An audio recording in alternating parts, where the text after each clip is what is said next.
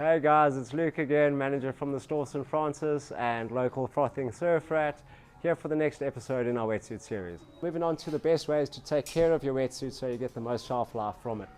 So firstly, after every session without fail, please give your wetsuit a freshwater rinse. Salt is no friend to neoprene or foamated or foam rubber. It will make it brittle over time, so please avoid the impulse of leaving it crumpled in your boot for the next session. Likewise, please do not rinse off in chlorinated swimming pools. Chlorine, also being a high corrosive, will eventually lead to your quality of your neoprene getting a little bit more rigid and brittle, and the shelf life of your wetsuit getting shorter. Now, when your wetsuit is freshly rinsed and you're ready to hang it up, common mistake is people assume that because wetsuits are displayed on hangers when they're dry and light, that surely hanging my dripping wet, heavy wetsuit on a traditional hanger would work for drying the suit out.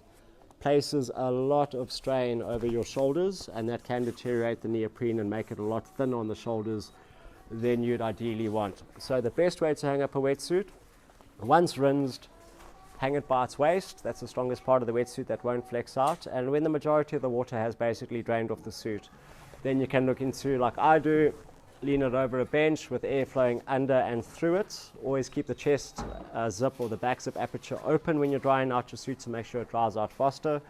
Also, always dry your suit out inside out, because obviously that's a part of the suit that when you climb back into it for your second session or your next session is going to be making contact with your skin. A good trick I like to use, say you're going to surf twice in one day, you've only got the one wetsuit and you're not keen to climb into a dripping wet, freezing cold wetsuit. Take a beach towel that you're not planning to use for the day, throw it down flat, put your wet or damp wetsuit on top, and then you basically roll that up into a nice tight Swiss roll. So what that Swiss roll will do, that positive tension will pull out at least 50% of the moisture in that suit, and then it'll be a nice shortcut for you to get into a nice bone dry suit for your second session. Other good care tips. So the glideskin, which is a Whistler feature on all their wetsuits, that is a non-fabricated piece of foam rubber, and the reason why it isn't fabricated is it sticks to your skin to prevent water flushing in. Also, in sticking to your skin, as you move, it moves with you, so it doesn't chafe your neck. However, without the fabrication layer, it is quite susceptible to jewelry, watches, and fingernail nicks in particular.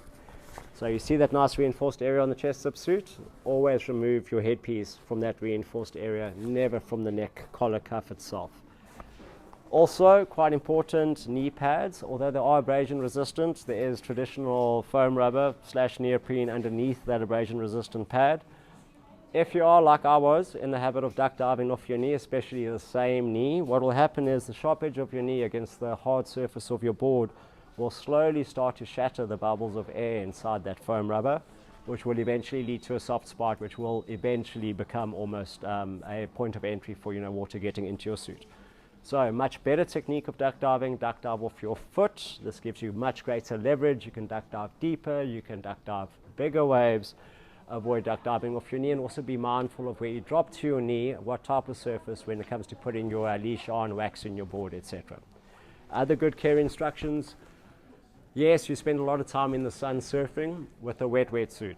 Do not let your suit get dry in the sun, okay? The UV rays do deteriorate the suit quite quickly, and you'll find that once again the lifespan of your suit is going to drop substantially should you leave it in the sun to get bone dry.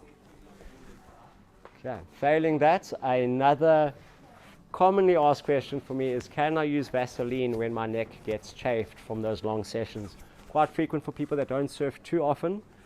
Avoid Vaseline. Vaseline will make that unfabricated rubber quite taffy and quite sticky and very susceptible to tearing.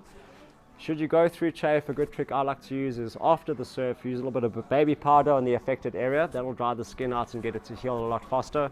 Case in point, your skin generally has to go through a toughening up period when it comes to chafe.